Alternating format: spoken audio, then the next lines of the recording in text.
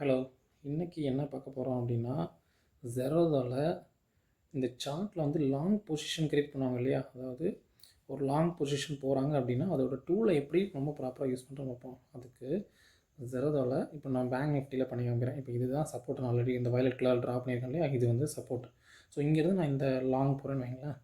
அதுக்கு இந்த tool left சைடில் இருக்கு பாருங்க. இதை கிளிக் பண்ணி இங்கே லாங் பொசிஷன் இருக்கா, இதை கிளிக் பண்ணிவிட்டு இப்போ இந்த சப்போர்ட்டில் இருக்குது. இந்த சப்போர்ட்டில் வச்சுட்டு இது என்னோடய டார்கெட். முந்தின ஸ்விங்கோட ஹைக்கு நான் டார்கெட் பண்ணியிருக்கேன்.